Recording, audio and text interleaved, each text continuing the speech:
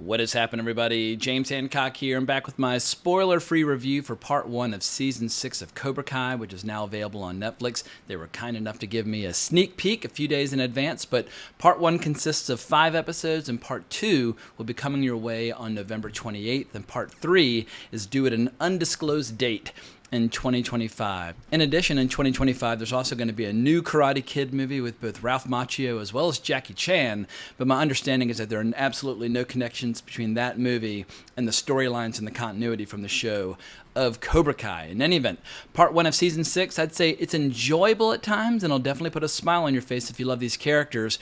But perhaps Season 6 was one season too many. But if you've made it this far with Cobra Kai, you really have no choice but to finish the journey. As far as my journey is concerned, I saw Karate Kid in the theater back in 1984. So at this point, I've been following these characters for 40 fucking years. I even read the novelization of the Karate Kid for homework back in 3rd grade. I've been wrestling with and bonding with these characters for a long time. But as much as I love and adore these characters, I do have to be honest about Part 1 of Season 6.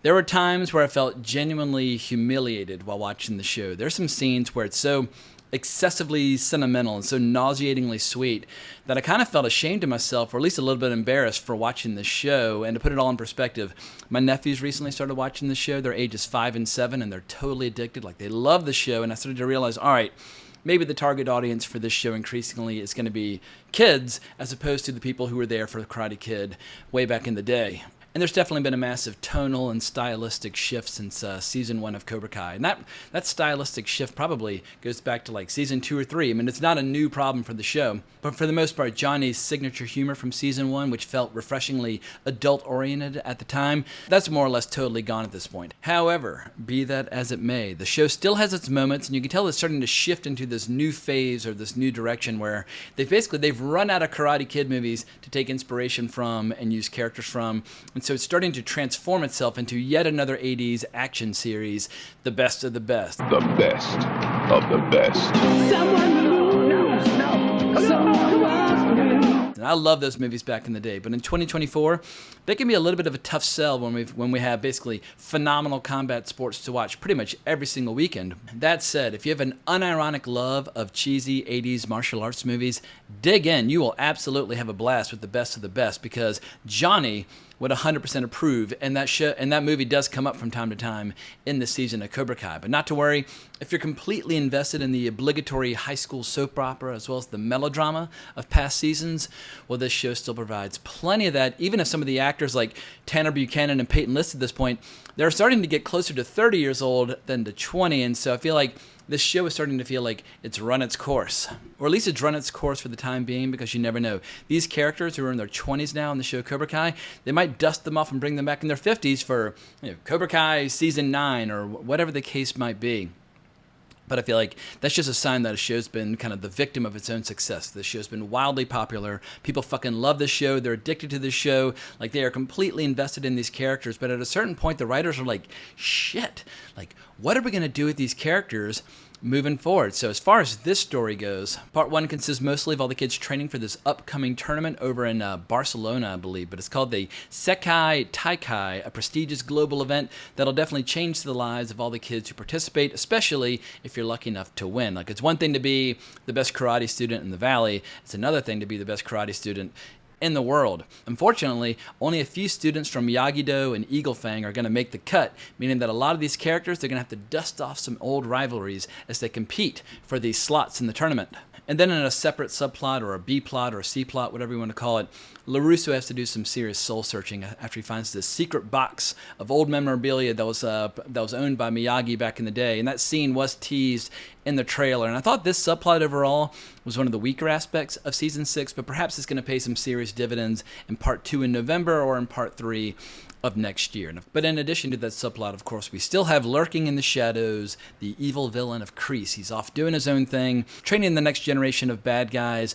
And I would say this subplot or this storyline is by far the weakest part of Season 6, where we see Kreese almost kind of going back into student mode, trying to get back to the core of what Cobra Kai is all about. And it just feels like the most generic, embarrassing, just low-budget martial arts bullshit that you've ever seen, because it's totally devoid of any humor whatsoever. And at times, these scenes with Kreese and Master Kim, they basically start to feel like mid-90s era Power Rangers. They are by far the worst scenes of the season, where the show's just taking itself way too seriously, and as a result, the entire concept for the show, Cobra Kai, starts to feel a little ridiculous. And I had to endure those scenes. I was like, I'm just going to turn off my brain. I'm going to pretend I'm not seeing what I'm seeing, and I'll just wait for the show to get entertaining again. And the good news is, it does, because without spoiling what happens, Johnny's interactions with Chosen this season are a real highlight. Whether they're sparring or talking trash or discussing the philosophy of martial arts like Miyagi-Do versus Eagle Fang versus Cobra Kai, those scenes were by far the most enjoyable part of Season 6, or at least Part 1 of Season 6. But if you consider yourself a ride-or-die hardcore fan of this world and this series where you don't care about its flaws, you don't care about any criticisms, you're just like, I don't care, it's like fucking dessert, like give me all the empty calories that you can give me. I should warn you that with so few episodes, Part 1 of Season 6 feels a little bit more like an appetizer as opposed to a complete meal or a complete experience, because the 5 episodes are so short that like the season feels like it's barely getting started before it wraps up with a cliffhanger. And admittedly, that cliffhanger is very Cobra Kai-esque. It's very satisfying. It'll keep you on the hook. But if you look at the running times for all these 5 episodes and put them together, it's basically the full running time of your typical feature film. But this is not a feature film like the first movie, where you had a handful of central characters. This is a show with an enormous cast of recurring characters. Pretty much every single character from the last 5 seasons, they're all back. And if you're going to have a cast of 50 speaking roles, well, then you have to figure out, like, how do you keep them all in the mix? How do you give them all something to do?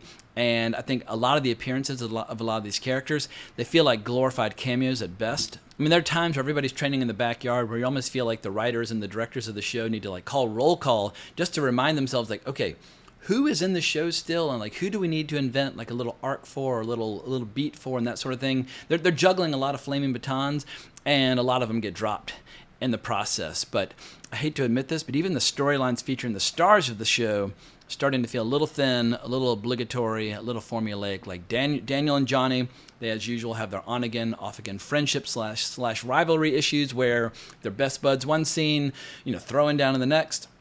Of course, you've got Miguel and Robbie. They find some new reasons to throw down and get in each other's face. We got Dimitri and Hawk suddenly have beef again. And of course, Sam and Tori, they're either best friends or mortal enemies, depending upon which direction the wind might be blowing on any given day or in any given moment. And you can just tell that the writers are rapidly just running out of material. But once again, like, they're the victims of their own success. The show's been so popular and it's been going for so long. And I feel like I've made it this far. I'm with this show through thick and thin until the bitter end, no matter what my criticisms of the show might be. Also, I don't know how other people are going to feel about this, but for me, when it comes to the cast of the show, especially those cast members that have been with this show for 6 seasons, it's becoming abundantly clear which actors go to the gym and occasionally practice a little martial arts, and those that don't. I feel like Xolo Maridueña, I think that's how you say his name, as well as Tanner Buchanan, you can tell they take their role seriously. They've got a few moves, they can strike a few poses, they're fit, they're athletic, they're totally invested.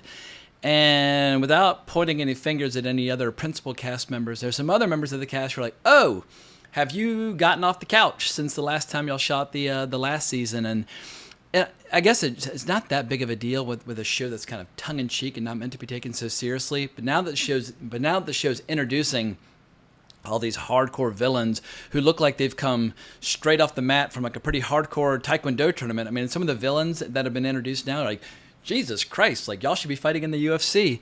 Like, it's going to be difficult to take the show seriously when some of the actors are just kind of waddling around and clearly unathletic in the way they move and the way they carry themselves. But maybe that's just me nitpicking and being a huge dick. But I'll be very curious to see what the Ride or Die fans think about breaking up the season into 3 parts, because a lot of people like to binge this show all in one fell swoop. They don't like kind of teasing it out over long periods of time. But it seems like Netflix, they're kind of trying to have their cake and eat it too by shifting their overall strategy while still pretending to believe in the binge model. I think the streaming platforms are starting to realize that when you tease out these shows, it helps with engagement, helps keeps conversations going, helps YouTube channels like this continue to follow the shows. It just keeps the conversation ongoing, gaining new fans, viewers, etc., and so forth.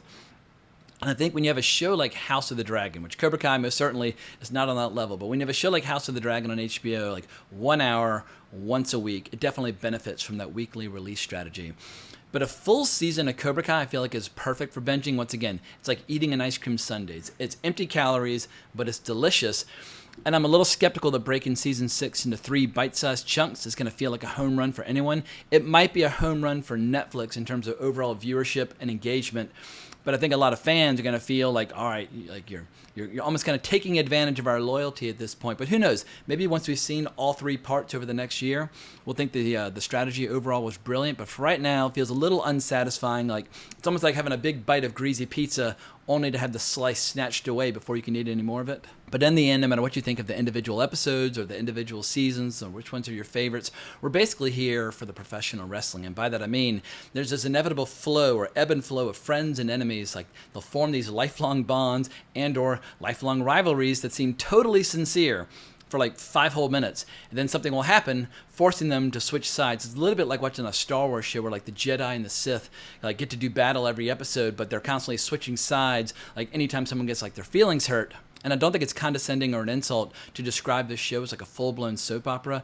There was a woman who worked for my mom for decades where she used to talk about her stories as she described them, and she'd been following some of these soap operas for like 70 years. She started following them on the radio, then she followed them on the TV from like, basically then to linear cable, but it's like these shows like Days of Our Lives and As the World Turns and so on and so forth, like people falling in and out of love and dying and coming back to life and getting divorced and having sex and blah, blah, blah. They just found a way just to keep the story going. It's permanent second act storytelling, a lot like you see in a lot of comic books. So when a comic book's been going for 60 or 70 years, the writer's like, shit, like what is Peter Parker going to do today? And sometimes they come up with a good answer, sometimes they don't. And along those lines, it wouldn't surprise me at all if all the cast members who are in their 20s now in the show Cobra Kai, if they found a way to bring them back in 5, 10, 15 years, because people love these characters, and the people like my nephews right now who are 5 and 7 and love this show, when they're 20 or 25, they will start feeling nostalgia for Cobra Kai the same way I feel nostalgia for Karate Kid from 1984. And so I think the soap opera of these characters will not necessarily end with part 3 of season 6. But in the end, the show makes me laugh like hell with delight at times. And when it doesn't work, I find myself reevaluating the decisions in my life that brought me to this point where I'm investing any of my short time on this world into this show. But who am I bullshitting? It is good, trashy fun. And even if at this point Johnny's shtick from season 1 has gotten really thin as the show tries to make him grow up and become a more responsible parent, but fingers crossed the show will still manage to have a few surprises for us, a few heel turns before the show wraps up with part 3 next year. And I guess in the end, if like part 3 of season 6 ends with Daniel and Johnny beating the shit out of each other one final time, we all win. So that's all I've got to say about part 1 of season 6 of Cobra Kai right now. Hope people are enjoying the show. Hope you enjoyed this video and review. If so, please consider liking the video, subscribing to the channel, hitting that notification bell, and let me know what you think down in the comments below. But more importantly, as always, onwards and upwards.